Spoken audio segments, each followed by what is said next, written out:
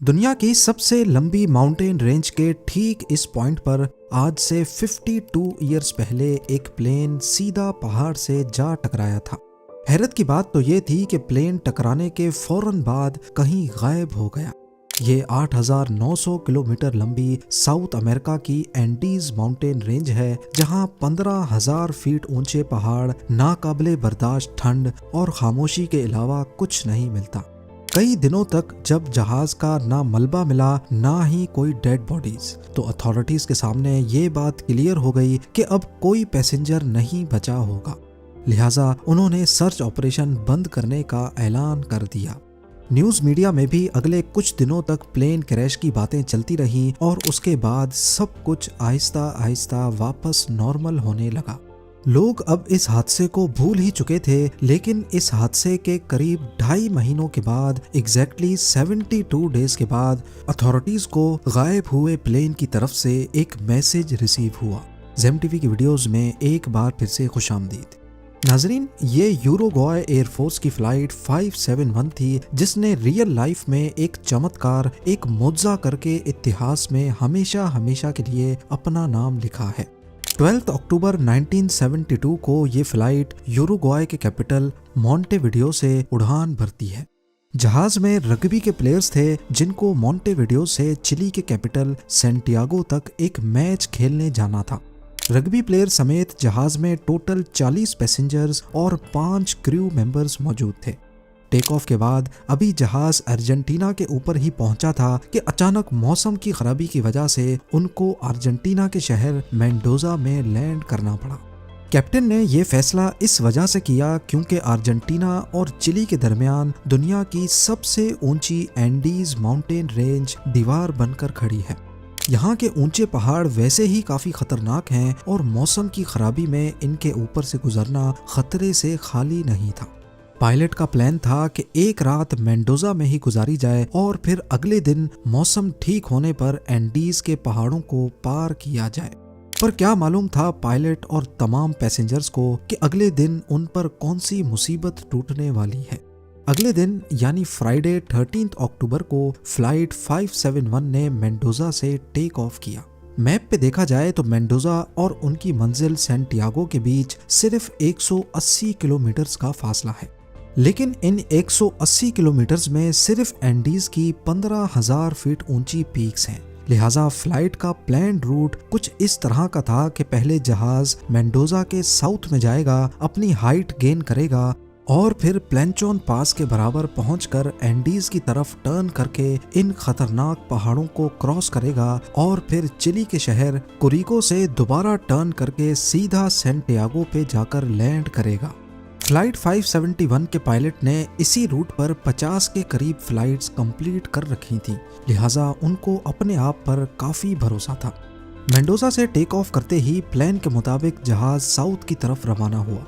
जहाज की height gain करने के दौरान पायलट ने नोटिस किया कि बादलों की एक मोटी लेयर ने नीचे का सारा मंजर छुपा दिया है। अब इस कंडीशन में पायलट ने कंट्रोल टावर से राब्ता जोड़ लिया, जो रडार पे देखकर रेडियो के जरिए पायलट को उसकी लोकेशन बताते रहेंगे। कंट्रोल टावर के अलावा एक और तरीके से भी पायलट अपनी लोकेशन का अंदाजा लगा सकते हैं। इसमें एयरक्राफ्ट की आखिरी नोन लोकेशन को मद्देनजर रखते हुए एयरक्राफ्ट की स्पीड के जरिए कैलकुलेशन करके अपनी करंट लोकेशन का अंदाजा लगाया जाता है। इस तरीके को एविएशन की जबान में डेड रेकनिंग कहा जाता है। जैसे ही फ्लाइट 571 प्लेंचोन पास के पैरेलल पहुंच गई तो उन्होंने राइट टर्न ले लिया। अब ये 18,000 फीट की ऊंचाई पर एंडीज के पहाड़ों के ऊपर से गुजर रहे थे। ऊपर नीला आसमान और नीचे सफेद बादल। पायलट पूरी तरह से Santiago air traffic control tower पे डिपेंडेंट था। जैसे ही वो प्लेंचोन पास के करीब पहुंचे तो फ्लाइट 571 कंट्रोल टावर के रडार से गायब हो गई। ये एक नॉर्मल बात थी क्योंकि पहाड़ों की वजह से रडार के सिग्नल्स बहुत कमजोर थे। इस मौके पर को पायलट ने डेड रेकनिंग के जरिए अपनी लोकेशन कैलकुलेट की और 3:21 पे सैंटियागो कंट्रोल टावर को रेडियो किया कि हम 1 मिनट के बाद चिली के शहर कुरिको के ऊपर पहुंच जाएंगे और उनसे अपनी ऊंचाई कम करने की परमिशन मांगी। अब नॉर्मली प्लेंचोन पास से कुरिको तक पहुंचने में जहाज को 11 मिनट लगते हैं, लेकिन उन्होंने ये फासला सिर्फ 3 ही मिनटों में कवर कर लिया था। ये चीज कंट्रोल टावर में बैठे स्टाफ को कुछ समझ नहीं आई, लेकिन क्योंकि उनके पास भी फ्लाइट 571 रेडार पे शो नहीं हो रही थी, इसी वजह से उन्होंने एयरक्राफ्ट को डिसेंड करने की परमिशन दे दी। पर उनको इस बात का बिल्कुल भी अंदाजा नहीं था कि असल में को पायलट ने जहाज की जो लोकेशन कैलकुलेट की थी वो गलत थी। पायलट समझ रहा था कि वो कुरिको के ऊपर है, लेकिन असल में वो उस वक्त प्लेंचोन पास क्रॉस कर रहे थे। एक बहुत बड़ी तबाही फ्लाइट 571 का इंतजार कर रही थी। कंट्रोल टावर से परमिशन मिलते ही पायलट ने राइट टर्न किया और जहाज की हाइट भी कम करना शुरू कर दी। शुरू में उनको खतरनाक टर्बुलेंस का सामना करना पड़ा, लेकिन जब उन्होंने सफेद बादलों की लेयर को क्रॉस किया तो क्या देखते हैं कि उनके सामने एक बहुत बड़ा पहाड़ खड़ा है। जी हाँ, इस पॉइंट पे पायलट को अंदाजा हुआ कि असल में वो अभी तक एंडीज में ही मौजूद है। पायलट ने दोबारा एल्टीट्यूड गेन करने के लिए पूरी जान लगा ली। प्लेन की नोज अब आसमान की तरफ हो चुकी थी, लेकिन अफसोस कि शायद ये चीज थोड़ा पहले कर ली जाती। फ्लाइट 571 की टेल पहाड़ की चोटी से टकराई और जहाज से अलग हो गई। इस वक्त ये पहाड़ पूरी तरह बर्फ से ढका हुआ था। बिना टेल और विंग्स के फ्लाइट 571 का फ्यूजलाज बर्फ में स्लाइड करता सीधा नीचे की तरफ आया और इस पॉइंट पर आकर रुक गया। क्रैश की वजह से 12 पैसेंजर्स मौके पर ही दुनिया से जा चुके थे, खास तौर पर वो लोग जो जहाज के पिछले हिस्से में मौजूद थे। मौजाती तौर पे प्लेन के फ्यूजलाज में 33 पैसेंजर्स की जान तो बच गई, लेकिन उनको काफी चोटें लगी थी। टेल अलग हो जाने की वजह से प्लेन का पिछला हिस्सा खुला हुआ था और उसमें से जबरदस्त ठंड अंदर आ रही थी। ये इस वक्त 11,500 फीट की ऊंचाई पर एंडीज में फंस चुके थे, जहां का टेम्परेचर -30 डिग्री सेल्सियस था। बाहर निकलते साथ ही जहां तक उनकी नजर जा रही थी, बर्फ से ढके पहाड़ ही नजर आ रहे थे। सबसे पहले उन्होंने अपने साथियों की बॉडीज को बर्फ में दफना दिया। उधर प्लेन क्रैश की खबर ने चिलियन अथॉरिटीज को अलर्ट कर दिया था, पर उनको ये मालूम नहीं था कि वो असल में अर्जेंटीना में ही क्रैश हुए थे। बिना टाइम जाया किए उन्होंने सर्च ऑपरेशन स्टार्ट किया, जिसमें 4 एयरप्लेन्स ने हिस्सा लिया था। सुबह से लेकर शाम तक सस्पेक्टेड एरिया को सर्च करने के दौरान उनको ना ही कोई प्लेन नजर आया और ना ही कोई मलबा। ये एक बहुत ही मुश्किल सर्च ऑपरेशन था, क्योंकि नीचे सारे पहाड़ बर्फ की वजह से लाइट को रिफ्लेक्ट कर रहे थे। इस सर्च ऑपरेशन में यूरुग्वाय और अर्जेंटीना ने भी हिस्सा लिया और अब टोटल 11 एयरक्राफ्ट्स पूरा दिन फ्लाइट 571 को ढूंढने में गुजार देते। इधर क्रैश साइट पे बचे हुए पैसेंजर्स के ऊपर से कई बार रेस्क्यू प्लेन गुजर कर गए, लेकिन उनके लाख इशारे देने के बावजूद भी रेस्क्यू प्लेन्स की नजर उन पर ना पड़ सकी। बाद में उन्हें एक लगेज में से लिपस्टिक मिली, जिससे उन्होंने प्लेन के फ्यूजलाज के ऊपर बड़ा बड़ा SOS लिख दिया। लगेज बैग से बर्फ पर क्रॉस भी बनाया, लेकिन रेस्क्यू प्लेन्स की नजर फिर भी उन पर नहीं पड़ सकी। टोटल 8 दिनों तक सर्च ऑपरेशन चलाने के बाद 21 अक्टूबर 1972 को तमाम पैसेंजर्स को डेड डिक्लेयर करके सर्च ऑपरेशन खत्म कर दिया गया। 11वें दिन क्रैश साइट पे मौजूद पैसेंजर्स को कॉकपिट में ही एक रेडियो मिला, जिसको ट्यून करके उन्होंने खबर सुनी कि उनको ढूंढने के लिए चलाया जाने वाला सर्च ऑपरेशन अब बंद कर दिया गया है। जहां वो लोग पहले ही इतनी मुसीबत में थे, वहीं ये खबर उनको मजीद अफसोस में डाल गई। अपने बचने की जो आखिरी उम्मीद नजर आ रही थी, वो भी खत्म हो चुकी थी।